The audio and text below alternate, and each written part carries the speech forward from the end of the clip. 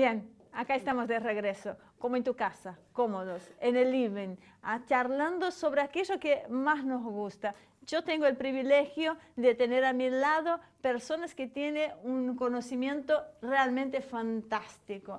Así que antes de dar paso a ellos, los invito a ver la segunda parte del informe.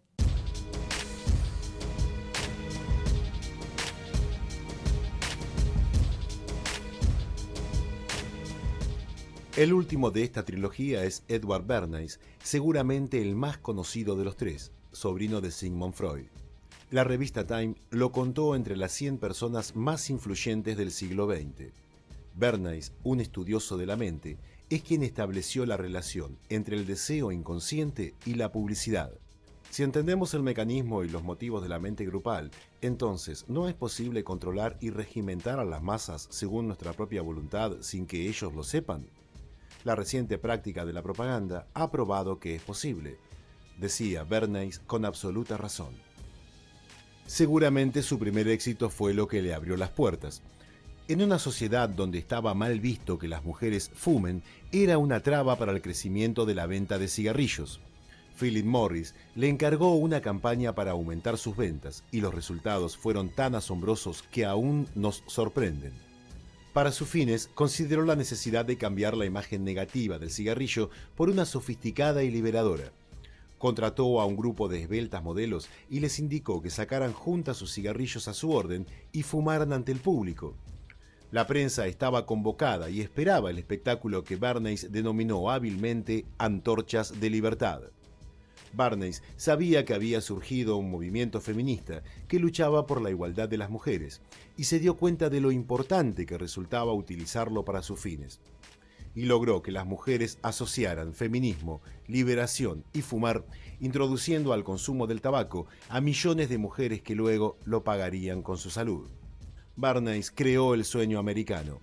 La industria de posguerra necesitaba ávidamente mercado de consumidores, y estos estaban saturados porque ya los estadounidenses estaban en posesión de todo lo que necesitaban materialmente para vivir. La solución fue despertar el deseo de consumo como una forma de satisfacción personal, asemejando el estatus social con símbolos, marcas y objetos. El vaciamiento espiritual que trae aparejado el materialismo era funcional a sus intereses porque hacía que la compra de objetos sea incesante, pues la satisfacción que proporcionaban era de poco tiempo y requería una nueva compra. Esas fueron las bases de la sociedad moderna que Occidente expande por el mundo y que hoy vemos que simboliza su felicidad en salir de compras, no sabiendo que al poco tiempo deberá repetir sus acciones porque se crea un mecanismo adictivo que necesita siempre ir por más. Pero si estos mecanismos servían para vender un producto, también se podrían hacer con una idea, y así la United Fruit Company lo contrató para realizar una campaña que culminó con la caída del gobierno guatemalteco de Jacobo Arbenz, convenciendo a los estadounidenses que era un peligroso dictador comunista. La manipulación consciente e inteligente de hábitos organizados y de la opinión de las masas es un elemento importante de una sociedad democrática. Aquellos que manipulan estos mecanismos desapercibidos de la sociedad constituyen el gobierno invisible, que es el verdadero poder de nuestro país. Somos gobernados, nuestras mentes son moldeadas, nuestros gustos son formados, nuestras ideas son sugeridas mayormente por hombres que nunca hemos visto, escribió Bernays en 1929. La democracia es la superstición de nuestros tiempos, decía Jorge Luis Borges. El mundo moderno aprendió cómo manejar la opinión pública. La necesidad de rectificar el lenguaje, modificar términos y significados, resultan una pieza fundamental en la idea de manipular el pensamiento. En su novela 1984, George Orwell nos muestra cómo la neolengua es una de las bases que permite manejar las masas. La realidad actual tiene algunos inquietantes parecidos. Hoy no hablamos neolengua, pero sí sabemos que hay términos que son políticamente correctos y otros que no. Lo asombroso es que muchos de quienes tienen sentimientos anti-establishment, que se sienten revolucionarios en sus ideas y pensamientos, en realidad responden a estos laboratorios de operaciones psicológicas que están en los países centrales y son financiados por los personajes más poderosos del planeta, que nos dicen cómo debemos pensar, cómo actuar, cómo sentir. El sistema democrático de corte occidental no escapa a la regla. Nuevamente, Noam Chomsky nos dice que en su país los ejercicios de marketing se llaman elecciones y nos hace notar cómo la campaña de Barack Obama fue premiada por la industria del marketing como la mejor campaña del 2008. Casualmente o no, fue financiada por gigantes financieros como Goldman Sachs y ya sabemos cómo se está paliando el tema de la crisis con ayudas a los bancos que paga toda la sociedad. Las operaciones psicológicas pueden hacernos creer que un presidente puede ser antisistema solo por su color de piel. Sirven para apoyar, pero también para destruir. Hoy vemos cómo gobiernos populares en Latinoamérica tienen serias dificultades para comunicar sus éxitos económicos y sociales, mientras son hostigados hasta por quienes, paradójicamente, se ven beneficiados con sus políticas. Pero no es solo patrimonio de nuestra región. Actualmente se generan primaveras que son aplaudidas por millones y terminan en desastres calculados. Antiguas superpotencias como Rusia retoman su papel de peligro para las sociedades occidentales, o una China que durante sus más de 5.000 años de historia nunca fue expansiva, hoy se presenta con ambiciones de dominar el mundo. Si nos preguntamos por qué el mundo está como está, las respuestas son muchas, pero hay una: las operaciones psicológicas que debemos incorporar. Estas campañas psicológicas que pueden influir en el ánimo de las masas de manera muy precisa, causar euforia, esperanza, depresión o desánimo, aceptar pasivamente políticas injustas o hacer revoluciones, han logrado que voluntariamente aceptemos lo que quieren de nosotros.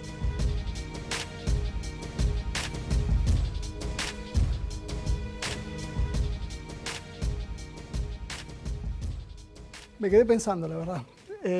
¿Por dónde empezar? Porque realmente son muchos los temas que se tocan a la vez. Yo creo que por ahí lo que hablamos mucho en la parte política, pero hay algo que es verdad. Nos manipulan desde, no sé, el color de la camisa que vamos a elegir, el corte de pelo, la forma de comer. Es mucho más profundo de lo que estábamos hablando en primera instancia. Y obviamente que es un arma, entonces, letal en una confrontación contra un enemigo cuando uno quiere imponer una idea. Arranquemos con Estela, vamos a ver qué nos depara todo eso. Uno de sus libros últimos, Brzezinski, decía, y también lo dijo Wolfowitz en su momento, nosotros solo vamos a poder manejar América Latina, en términos generales es la frase, no la repito exacto, sí. Cuando hayamos destruido su cultura. Los vasallos, porque él nos trata como vasallos. Sí. Bueno, solo pueden ser vasallos si logramos destruir la cultura de América Latina. Entonces es un hecho cultural, es una batalla cultural lo que nosotros tenemos. E inclusive el lenguaje tristísimo es que en las universidades se ha reducido a que algunos alumnos solo tengan 600 términos o manejen poquísimos términos, y ahora nos hacen creer que decir una serie de groserías y hablar groseramente, que hablar groseramente es violento, porque estás utilizando palabras que se usan para la violencia cotidiana, que hablar así es una forma de libertad. La cultura es libertad. Claro. Uno lo ve mismo en las redes sociales, esta forma de comunicación tan agresiva, el escribir con letras mayúsculas como una forma de expresar, como si te estuvieran gritando. Ideas cortas, sintéticas, pocas palabras, poco desarrollo. ¿Cómo está la juventud de hoy? Yo creo que me gustó mucho el informe porque le da un plano global, que es lo que nosotros tenemos el desafío no solo de interpretarnos de nuestra realidad, hay una frase que es muy famosa que la de pinta tu aldea y serás universal, ¿no? Exactamente. Pero nunca hay que dejar de tener ese análisis que Estela lo desarrolla impecablemente, que es la geopolítica y esa mirada global. Hay un sistema de globalización que es el que se nos está imponiendo, que es el de mercado, que lejos de construir sus sociedades mundiales, construye sociedades de consumo, que lejos de construir individuos del sistema del mundo, construye individuos de consumo. Y en ese sentido me hace recordar a lo que era el capitalismo del siglo XX, siglo XIX, donde la máquina estaba en función del ser humano. Ahora se cambia la lógica donde el capital pasa a ser por encima del individuo, con una nueva división del trabajo internacional, donde los países periféricos dependientes, somos proveedores de materias primas de libre acceso y los países centrales son los que privatizan un bien público como es el conocimiento. Y en esto es lo que tenemos que tener plena conciencia de nuestro debate de acá en el desarrollo, porque la privatización de un conocimiento que es el bien público genera, en términos del escenario mundial, en su lado más brutal, como son las patentes en las medicinas, el hambre y la muerte de millones de nuestros... O sea, que tenemos un problema realmente muy serio, porque los grandes lineamientos se fijan en Estados Unidos. Nuestros estudiantes van a posgrados en Estados Unidos, los terminan de formar y salen con esa mentalidad. Es increíble, pero patentan el genoma humano y a todos nos parece que está bien. O sea, ¿cómo rompemos esto cuando nuestros propios profesores enseñan eso? Formamos alumnos así. Y esto, si uno lo rastrea, en algún momento se plantea en el informe, está bancado realmente por grandes empresas. Obviamente no lo hacen por filantropía. Pero sin regulaciones, sin modelos de gobernanza, así como el sistema capitalista del siglo XX y del siglo XIX generaba la sumisión del hombre por sobre la máquina, si nosotros no ponemos sistema de gobernanza a nivel global que pongan límites a esta barbaridad y atrocidades, es muy difícil que tengamos... Hoy creamos engranajes productivos sin conciencia, sin capacidad de cerrar todo el cuadro. Acá viene el tema clave. ¿Qué proyecto tiene Estados Unidos para nosotros? Hablando seriamente, porque sabemos, lo están diciendo en estos tiempos, que están bajo ataque 3 países, Venezuela, Argentina, Brasil, que son la trilogía extraordinaria que hizo posible el 5 de noviembre del 2005. Bueno, esa trilogía la están atacando con todo tipo de guerra. Todas estas operaciones tienen nombres, tienen apellidos, ¿no? O sea, no es que es una operación de por sí. Y hay agentes particulares, agentes económicos, también hay grupos de personas que están abocadas a esto. Son muchas. Yo creo que evidentemente Durán Barba es uno, ¿no? Y sale, él no es un empresario que se dedica a hacer marketing. Eso viene de las entrañas de ciertas instituciones que tienen en su agenda justamente estas guerras comunicacionales y no tan comunicacionales. En Venezuela yo creo muere gente, ¿no? Nosotros en Argentina tenemos una historia muy sangrienta, por suerte hemos avanzado y no tenemos estamos inmersos en esa violencia. Pero como decía Estela, ¿no? Y como recién decías, sí, yo creo que Durán Barba efectivamente sale de las usinas, que hay que ver de qué tipo. Yo tengo una idea, pero bueno, habría que ver con más certeza.